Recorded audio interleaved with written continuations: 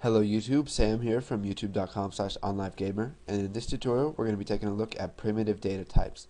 Now what these are is pretty much the building blocks of all the programs you're going to make. Now I've broken this down into several different categories. Starting at the top we have primitive data types. This is divided into three more subsections. We've got numbers, characters, and logical. Now under the numbers category we have integers. Now this is all numbers that aren't decimals or don't have decimals. We have byte, which is a very small integer number that can hold a value starting at -128 all the way up to +127. Now if you go past that, what has happened is called overflow and you will get an error in your program. We've got the short data type right here, which is a 16-bit type, and it has a value that can span from -32,768 all the way up to 32,767. Now we have the int type for the integers.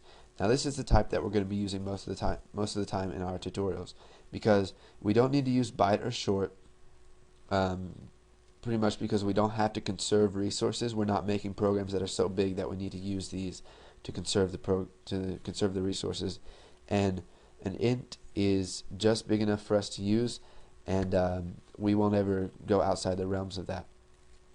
And an int data type is 32-bit, and it can have a minimum value of -2,147,483,684, and the maximum value is 2,147,483,647. And over here we have long. Now what long is it's pretty much self-explanatory. It's a long integer. It's a 64-bit type, and it can have a maximum value of let's see, 9. This is 9. What comes after trillion? Hold on here.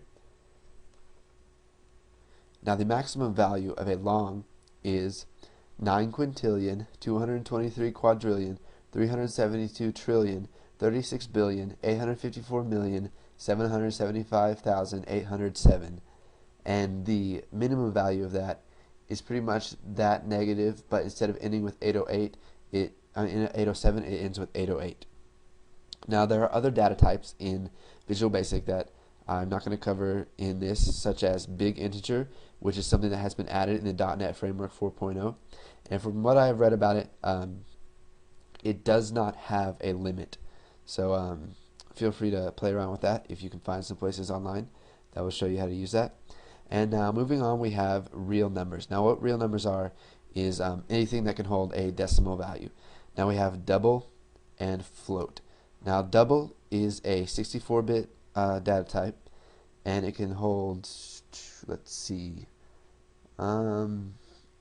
it's a 754 floating point, which may not mean much to you, but what that basically means is that it can hold a really long decimal, and a float is a variant of the double. It's quite similar.